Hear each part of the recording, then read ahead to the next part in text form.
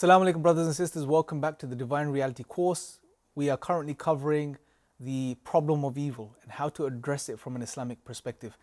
Now, in the last session, we briefly on a very sort of simple, superficial level, highlighted how we can deconstruct the problem of evil from an Islamic perspective very easily by just highlighting that there is a possibility that a good, all-powerful, all-knowing God can allow evil and suffering to exist. Just if we can highlight that there is a possibility, there is a reason behind a good, all-powerful, all-knowing God to allow evil and suffering to exist, the logical form, if you like, of the argument breaks down.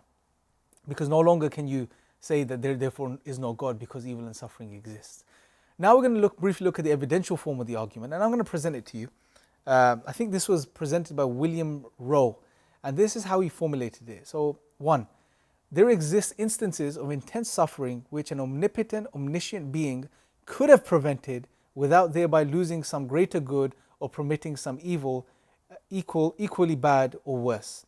Number 2, an omniscient, wholly good being would prevent the occurrence of any intense suffering unless it could not do so without thereby losing some greater good or permitting some evil equally bad or worse. In conclusion, therefore, there does not exist an omnipotent, omniscient, wholly good being. Now, when you really reflect upon this and you think about this, you very quickly realize that William's premise 1 is faulty, right? Premise 1 is false. It doesn't add up. Why? God is not only omniscient, all-knowing, omnipotent, all-powerful, and wholly good. God is also the wise, as we've highlighted this in the previous session. The premise falsely assumes, or the individual presenting this premise falsely assumes, being able to comprehend all of God's knowledge. Now, if we go back to it quickly, I'm going to read it again, the first premise.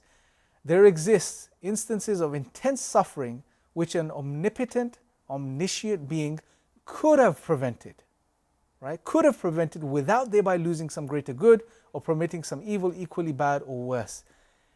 There is an assumption on the part of dear William here, which is that he seems to know that an all-powerful, all-knowing God could have prevented the evil and suffering and could have done something different, and there was a different possibility.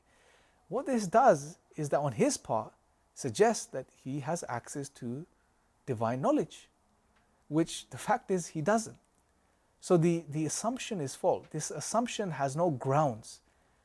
This is a limited human being asserting somehow, as if he has divine knowledge and insight, that there could have been another way God could have done things to prevent the level of suffering or to reduce the level of suffering, right?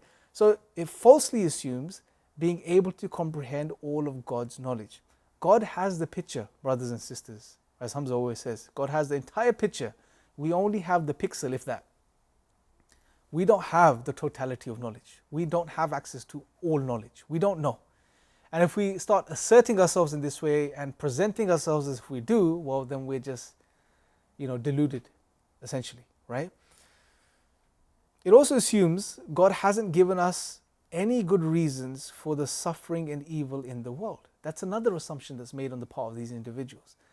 The assumption is that God hasn't given us any good reasons to assume, behind the suffering that exists in this world. Therefore, premise 1 is based on 3 daring assumptions, right? There's the 3 daring assumptions that are behind this first premise. Number 1, false assumption, or the first false assumption of describing God as only wholly good, all-knowing and all-powerful, right? This is the first false assumption. And again, maybe they've taken this from Christian theology, but you can't apply the same argument as you apply it to Christians to Muslims, because our theology is totally different. Our concept of God is totally different, or not totally different, but drastically different in many, many ways. And one way, especially related to what we're discussing, is that we know God has many names and attributes. And just bringing one of these into play, such as He is Al-Hakim, completely dismantles that. And that's something they haven't factored for. Number 2, the second false assumption is that they falsely assume being able to comprehend God's knowledge and wisdom, right? The assumption on the part of the atheist is that God could have done it in a different way, that there was these other possibilities.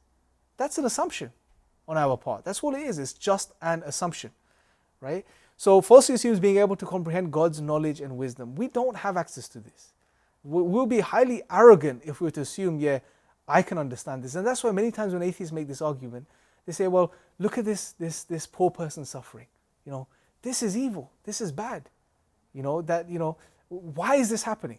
And just because they can't see the wisdom behind things, they assume that there is no wisdom behind the suffering. That's their limitation. Just because you can't see the wisdom, it doesn't logically follow that there is no wisdom there. But again, it ties in with this assumption that almost they're taking the position of a type of divine being where they assume they have access to or can assume on the part of God that there is other possibilities, that God didn't have to do this. It could have been done a different way. This is just in a way playing God. But they have no basis to do this. So that's the second false assumption, which is being able to comprehend God's knowledge and wisdom. They falsely assume that they can comprehend God's knowledge and wisdom. The third daring assumption is that they falsely assume God has not given us any good reasons to permit evil and suffering.